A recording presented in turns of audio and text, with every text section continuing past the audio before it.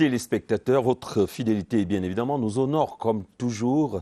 Allons donc prendre les nouvelles de la presse camerounaise, ces tabloïds qui démarrent à l'instant, votre revue de presse, que nous ouvrons d'ailleurs avec cette information. Le Parlement demande justice et ce titre barre la une de Cameroun Tribune de ce 13 novembre 2020. Cette demande est bien sûr en rapport avec le massacre de Kumba. Elle a été faite hier à l'ouverture de la session parlementaire de novembre. Le président de l'Assemblée nationale, Kavaïge Djibril, et le premier vice-président du Sénat, Aboubakari Abdoulaye, ont chacun, dans son discours d'ouverture des travaux, appelé à des sanctions exemplaires contre les auteurs de la tuerie du 24 octobre dernier. Information à lire en pages 4 et 5 du quotidien Capitaux Publics.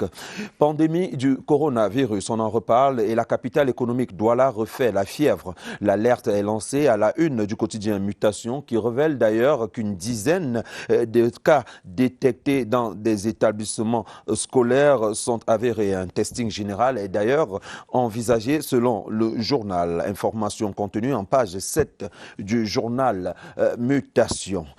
Cameroun, Commonwealth, déjà 25 ans de mariage pour beaucoup de jumeaux, pour plusieurs jumeaux. C'est le titre de Réalité Plus en ce jour d'anniversaire de l'adhésion du Cameroun à cette organisation internationale qu'est le Commonwealth. C'était donc le 13 novembre 1995. Le président Paul Biya conduisait ainsi une forte délégation camerounaise du côté de la Nouvelle-Zélande, et quelques faits historiques et retombées de cette coopération sont donc présentés en pages 6 à 7 de Réalité Plus.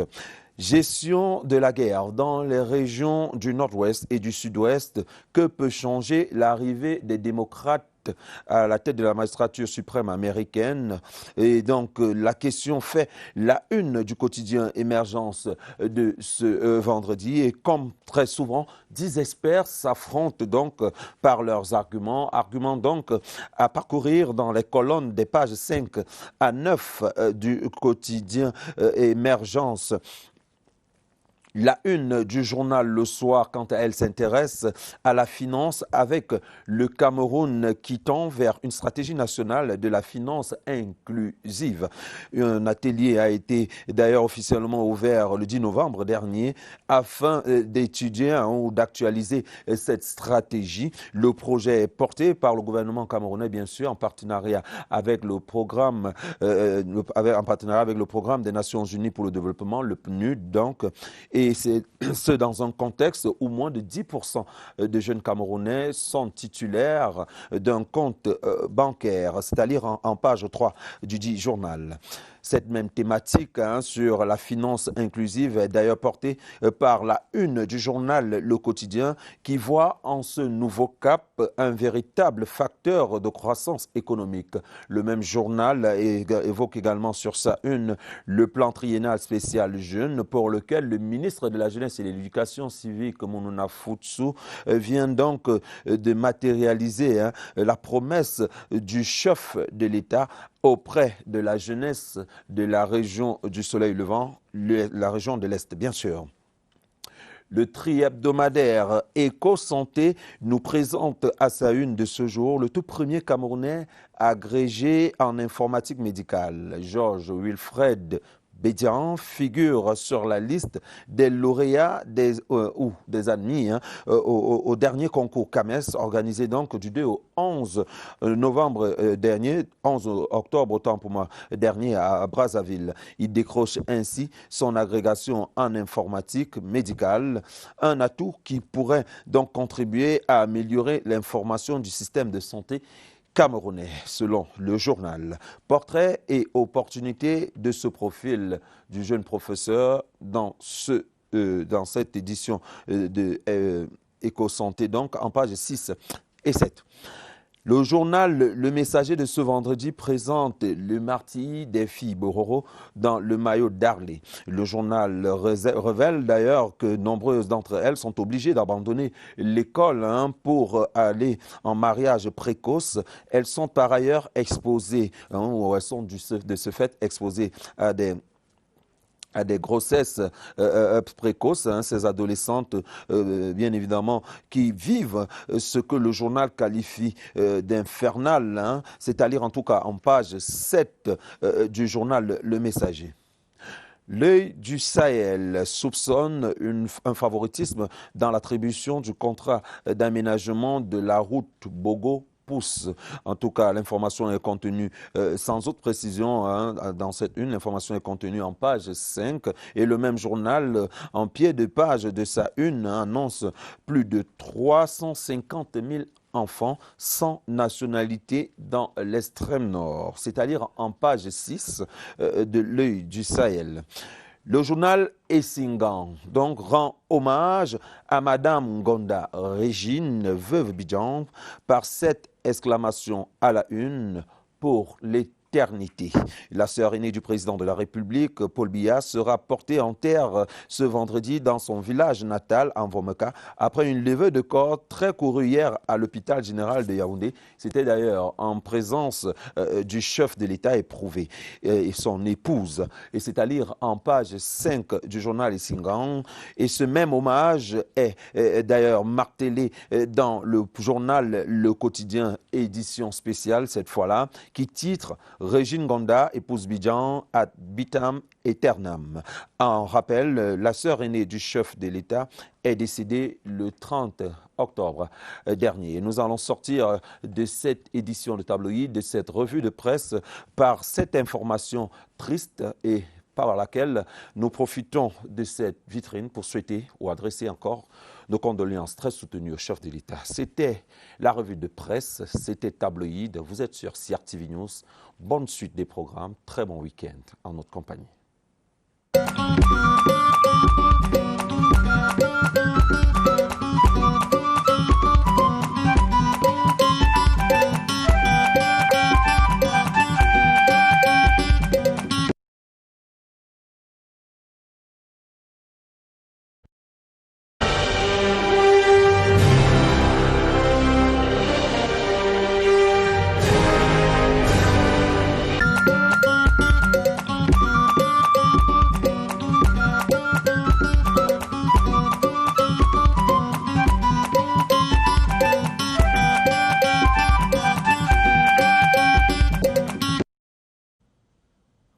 Good morning, ladies and gentlemen. It is Friday, the 13th of November 2020. 48 days left for us to go to the out of this year 2020.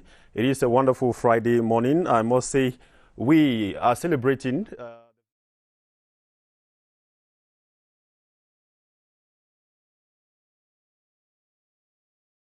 We'll begin our press review this morning with the Guardian Post newspaper.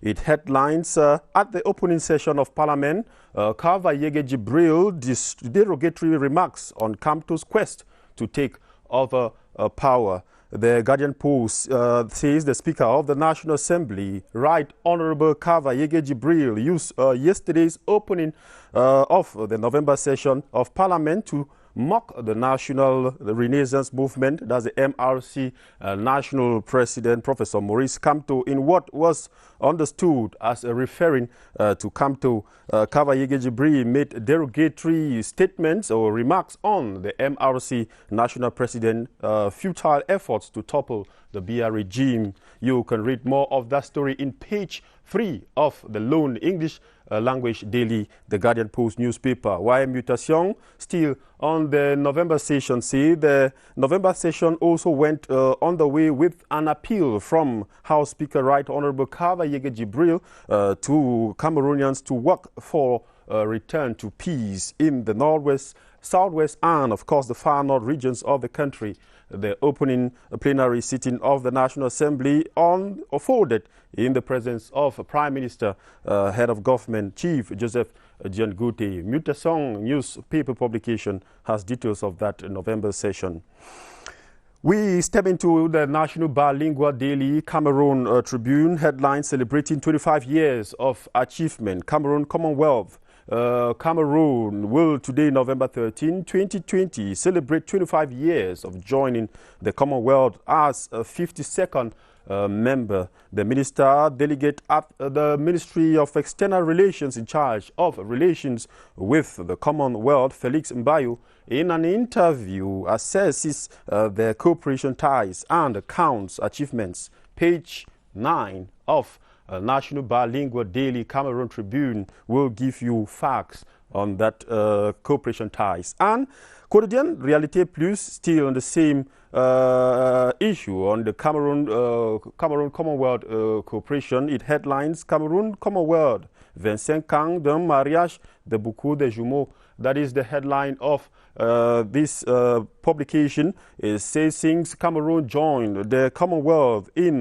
November 13, 1995, much has transpired in terms of binding relations with the organization. The multifaceted levels of exchanges that have taken place between Cameroon and the Commonwealth cover diplomatic, political, judicial, economic, youth, gender, and other developments which have all been intended to foster cooperation between Commonwealth and Cameroon.